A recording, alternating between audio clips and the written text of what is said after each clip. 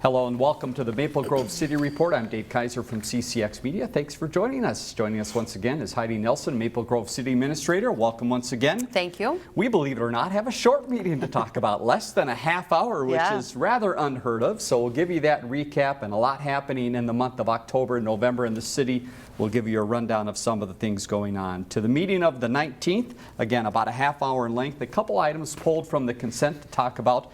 First item, Heidi, was Fernbrook Lane Territorial Road. This was more of an update of the process and what actually happened in consent. Yeah, so this night on our council meeting Monday, October 19th, the council received the feasibility report for the Fernbrook Lane Territorial Road project. And what that really is that roundabout that we talked about, that we were working through with Hennepin County to see if that was going to be a workable solution for that intersection. And we've come to the point of agreement with Hennepin County that that's the proposed solution there, and so this was really receiving that feasibility report. Next steps in the process is to finalize those plans and specs for that project. It'll come back to the council then on a future date to authorize bids for that project. But we would anticipate getting going on construction on that probably late June of 2021, this coming summer. We want to make sure that the improvements kind of on the east end of that, there's going to be an acceleration lane on County Road 81, as well as that Xenium Lane improvements there, and so we just want to make sure those are kind of finished up before we start construction on the west end. Very good. Yep.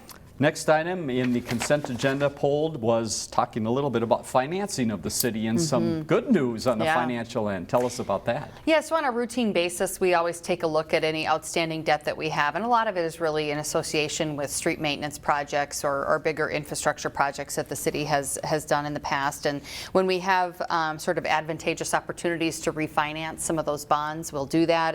And this did prove to be one of those times. We had a smaller reissuance that we were able to go to a 1.35% interest rate, and then we did have a larger reissuance for about $16 million, which is kind of the outstanding bonds on the Maple Grove Parkway, the improvements up in that area, which moved to a 0.78% interest rate. So kind of unheard of interest rates, and that saved us about $1 million on the debt service for that project. And so thanks to our finance team for exploring that and moving forward. And, you know, we just always try to keep an eye on that and see where we can do those refinancings where they make sense and save the taxpayers money. Next item was the special business in the open forum. The mayor took a moment to talk a little bit about bonding at the state level and to thank some people. Give us the good news there as well. Yeah, so I think this afternoon at 2 o'clock, indeed, the governor's supposed to sign the bonding bill. They were having kind of an event around that. And so, yeah, over the last week, 10 days, both the House and Senate passed the bonding bill. And fortunate for Maple Grove, we were included for 2 projects in that. The bonding bill included $13 million towards the completion of Trunk Highway 610, and then $3.5 million for the expansion of the North Metro Range Law Enforcement Training Facility. Both really important regional projects here in the Northwest Metro. The North Metro Range Law Enforcement Training Facility really serves about 26 different agencies out of that facility, our partners being Brooklyn Park and Plymouth PD.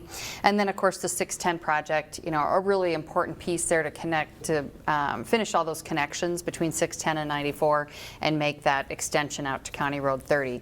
This is a piece of the funding. We have more funding yet to secure to make these projects move forward, but this certainly helps us in our pursuit of that, and we'll keep working hard to get these projects ready to move forward for construction. We'll keep people up to date on that. One other note from the open forum was Gleason Fields. Again, this is something that we've talked about before.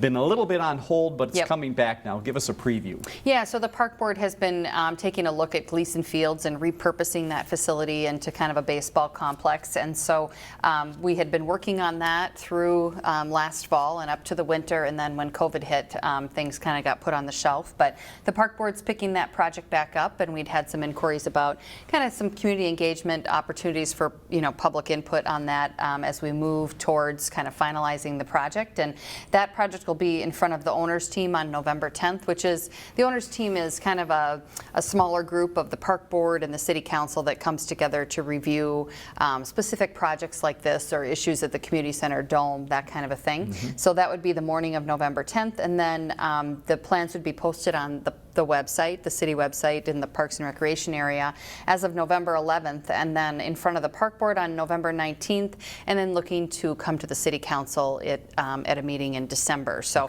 any questions about that, give a call over to Parks and Rec, but that information will be available on the website later in November. We'll give you that website information as we get towards the end of the program as well. Other business then at the meeting on the 19th, the retirement of someone from the building area. Tell us a little bit about Larry. Yeah, so Building Inspector Larry Wetternock retired after 8 years of service. He's been an electrical inspector in the building department and a great asset to that team and really looking out for the safety of the community. So we want to thank Larry for his service and wish him all the best in his next chapter. Annual event that happens on a regular basis at this time of the year for the city are some public hearings related to some delinquent payments and some financial dealings. Give us the laundry list of the three that occurred. Yeah, so we had a public hearing on adopting the special assessments against benefited lands, and this is really for all the development of projects that occur throughout the year.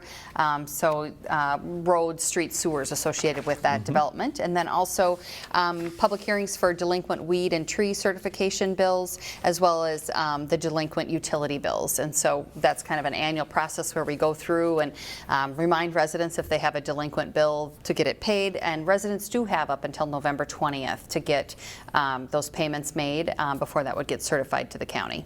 Let's move ahead to community development updates, some things that are coming up in the coming weeks and months. Planning Commission looks like they're going to be busy. What are some of their key items coming up? Yeah, so we have a couple of bigger development projects that will be in front of the Planning Commission, and still a little tentative as to whether these would go forward on November 9th, working through some issues with these. Avery Park is a project just up off of Jefferson Highway, just south of 610. This is kind of we've mentioned a redevelopment project. It's currently home to kind of a commercial nursery site, so, and then it would kind of abut an existing single-family neighborhood. Some issues there in terms of how the access to the property is provided, so we're working through that. And then Roars is coming forward with a multifamily project, apartment project up at Project 100. So this is in that area kind of west of the hospital.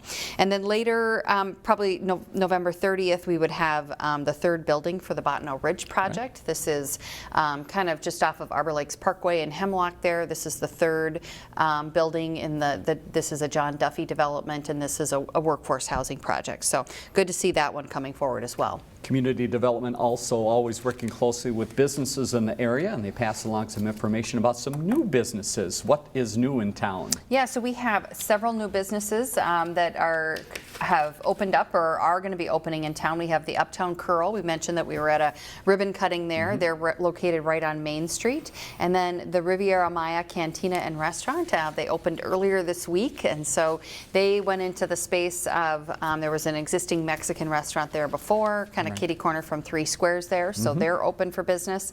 This is their 4th location. They have other restaurants in Rogers, Becker, and Thief River Falls, so experienced operator there. And then we have the Face Foundry, and they're going to be celebrating their grand opening on Friday. They're at the Shops, and they offer a variety of facial and skincare services. One final business note coming up, some talk about Main Street. We've mentioned it a couple times. Tell us about that planning process and how that's moving ahead. Yeah, so we've embarked on our Main Street planning process, and this is kind of in advance of what could be a project out on Main Street to kind of reconstruct Main Street maybe later in 2021. So we really want to engage with, not only the property owners, but also the tenants out there on the corridor. Really think through what does Main Street want to look like for the next 20 years. We've seen, we do have some vacancies out there right now, and it's likely that some of those uses might shift to more kind of the restaurant and service type industry as we see kind of challenges with retail, so we want to be prepared for that. And then just think about the pedestrian improvements, kind of that place-making, streetscape type elements of the project. And so this is kind of the first part of planning for that design of what that road would look like. So opportunities coming up, not only for the stakeholders, on the corridor, but also for the community to provide some input about their thoughts about Main Street as well. And my guess would be more information on the city's website. They can follow absolutely. That process. Yeah, and actually there's going to be a project website for this, kind of a specific website that'll be really focused on getting that input from the community. Let's move ahead to engineering and public works. I-94, the topic they've been talking about for quite some time, and it continues on. where are we now with the project, and what's the hope for the winter season? Yeah, so winter came a little bit earlier than I Yes. think anybody was hoping earlier this week, but hopefully they'll get, the opportunity to finish things out. I know the plan out there on the corridor is to kind of return to more normal traffic alignment for the winter months. Kind of, if you recall, the 494 project when that came through on the Right. south side, similar to that. So I know they have a few pieces to get buttoned up here before we really get into full winter. Hopefully it's not starting right now. Right. But then we'll go back to that more normal traffic alignment. And, we've had a lot of accidents and issues out there on the corridor. I think speeds are picking up and people are following a little close. So we just ask for people's patience here in these final weeks as we get through these final steps of the project before the winter conditions return. And speaking of winter, this is the point that it was rather funny listening to the meeting on Monday where it was talked about that the snow is coming and Yeah. that plows were having to be put back together. So how did it go in the city with the snow? Yeah, they got out and did a full plow. I think it was more than what anybody expected and came down a little quicker, more than anybody, quicker than folks expected, and then stuck to the roadways more than anticipated. So got after that, and then this morning things looked pretty good. I know there were some slick spots out there, but I think we're all kind of hoping that this isn't the true start of winter, Right. and that we can go back to more fall conditions. I know there's a lot of folks out there that haven't really gotten their yards cleaned up and that kind of a thing, so we'll see what the next few weeks bring. But yeah, that was a good snowfall to contend with yesterday. And we'll talk more about the fall cleanup and some help for you in just a few minutes here. Continuing on in the meeting from the 19th, that was again about a half-hour length. Your update talked a little bit about absentee voting. Tell us about that process, how things are going there, and what residents can do. Yeah, it's been real busy at the Government Center. We're running about 450 to 500 voters every day in person to absentee vote, and then also residents have the opportunity to drop off their mail-in ballot outside. We have a fire department trailer set up there. We changed the position of it a little bit. We were contending with constant wind, and so we turned the trailer and got a different tent, and so we think we're set up pretty good now for the next week. So absentee voting is going on every day, 8 to 4:30 at the Government Center. In addition, we're going to have some extended hours on Saturday, October 31st, which is Halloween. Our staff will be there from 10 a.m. to 3 p.m. for absentee voting, as well as on the day before Election Day on November 2nd. They'll be there till 5 p.m. And again, you can drop off those mail-in absentee ballots on those extended service hour dates as well. And great website to go to, mnvotes.org. If you need information about your polling location or just the general election in total, you can go there and find out some more information. That was the end of the council meeting. They adjourned for the EDA to meet quickly to talk a little bit about COVID-19 recovery loans. What is the current state of that process?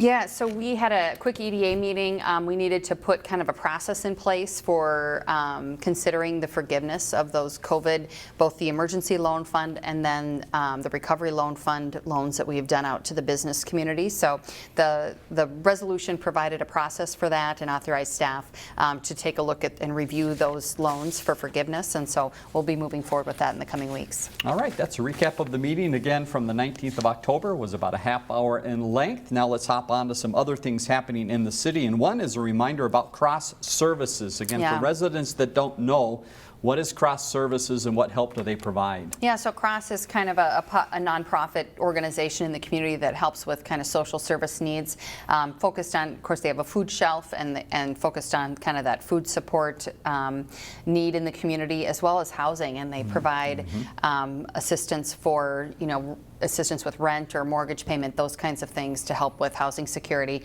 And it's important to note that the City of Maple Grove provided a contribution to Cross as part of its CARES funds to help with those food support issues, as well as those rent or housing supports. And so if there are people in the community that are struggling on either of those fronts, we encourage you to reach out to Cross. There's resources available. The main goal of this is to help keep people in their homes, if at all possible, throughout this time of the pandemic, as well as if there's needs for food support, that people know that there's resources out there. So really encourage you to reach out to Cross. They have a website. If you just Google cross.org, phone number is available on their website, that kind of a thing. Give a call. But we want to make sure people know there's resources out there that they can tap into.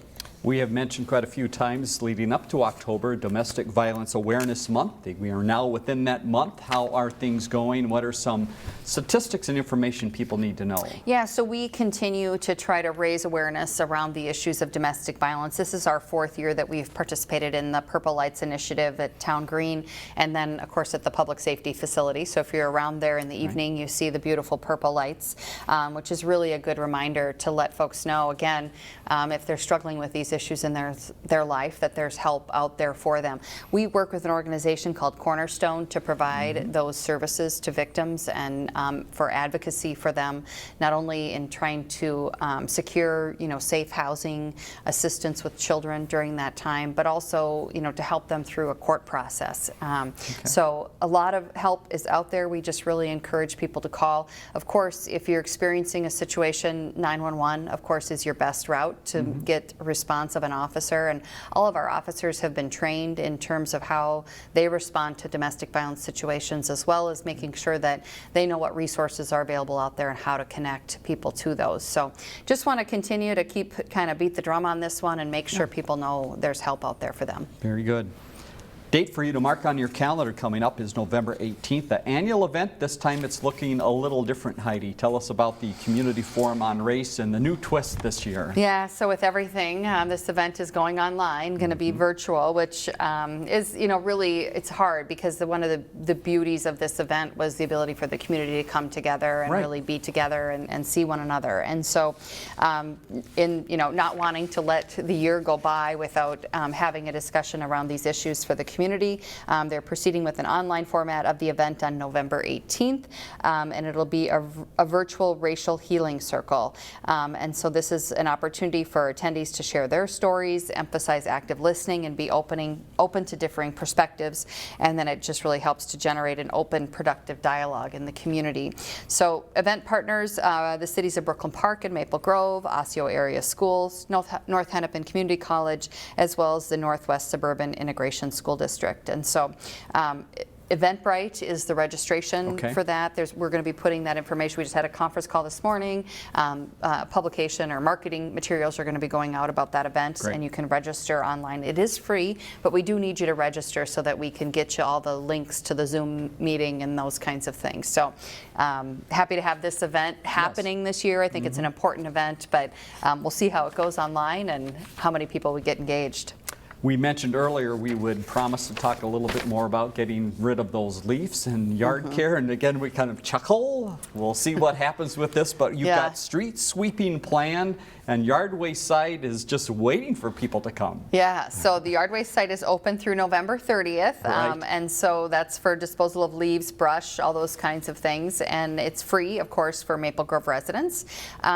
And then street sweeping, I think we'll probably wait a little bit till snow maybe goes away a little bit. However, the streets are pretty clear as of this morning, so helps if we get a little sunshine out there. The sun is still pretty strong. We can get those streets cleared off and get out and get those cleaned up. We want to get all of that leaves and grass out of those gutters and keep them from going down the storm drains. So, yeah. Couple more dates for you. Family Fun, end of October, October 30th and October 31st. First, on the 30th, we've got a movie to watch outside. Yeah, so this is another one that might have gotten tripped up by the snow. On Friday, October 30th, maybe it'll be gone by then. Let's hope so. The big screen is the movie Coco, which is in the grassy area in front of the Lifetime, the formerly grassy area. Admission is $20 per car, and then tickets are available online. You can just go to the Maple Grove Parks and Rec website, and the show starts at dusk. And on the 31st, 1 to 4 is the time to go to the community center for trunk or treat. Yeah, so from 1 to 4, Saturday, October 31st at the community center. No registration is necessary for this one. And you can come in costume and enjoy free treats and activities. And then there's been a number of community groups identified that for the different locations to kind of dress up in all the holidays that we've missed this year. So kind of trying to bring some fun into it. But great opportunity to get the kids out for some fun on that Halloween day.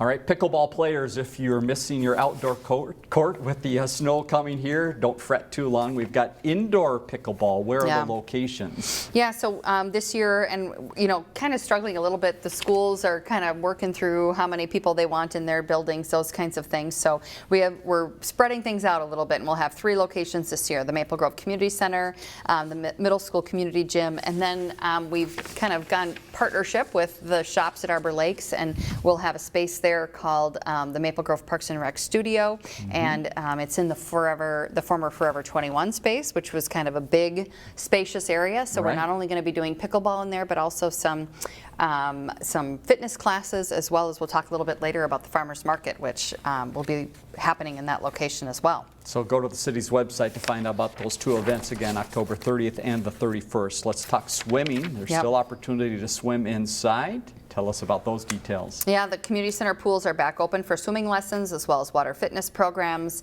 You still do need to make a reservation. It just helps us with controlling the numbers in the pool, and all of that information is available on the website. And speaking of the community center, annual time of the year to think about a membership, and you've got a big sale going on. Yeah, so the membership sale goes November 1 through November 10 to purchase your community center membership. Enjoy 15% off the regular rates when purchased online, and then 3 options. You can do all building, pool only, or pickleball only. So a few options there depending on what your activities are. And again, we'll give you that website in just a second so you can find out more information. You mentioned the market. Let's talk about the market. Outdoor, maybe, and then indoor for sure. Right, yeah. So we're a little tentative for tomorrow afternoon.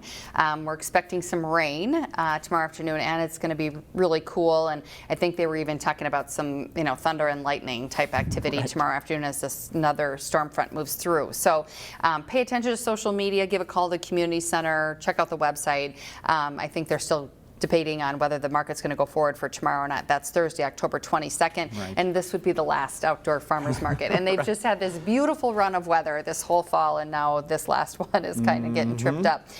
If they go forward, the hours are 3 to 6 p.m., and of course there's all of the wonderful fall things there. I mentioned earlier for the wintertime farmers markets, we're going to continue with those, but we're going to a new location. Mentioned that we have a partnership with the shops at Arbor Lakes for some space there in the former Forever 21 space.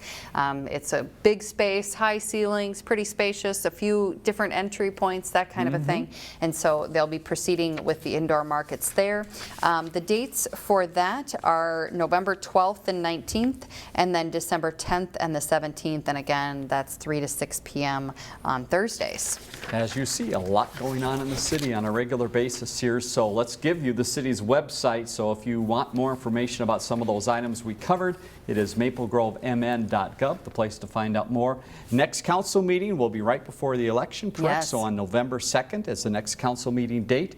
And again, you can call the City Hall if you have any questions, or call us, viewer response line 533-1710 with questions or comments for the program. For Heidi Nelson, I'm Dave Kaiser. Thanks again for joining us.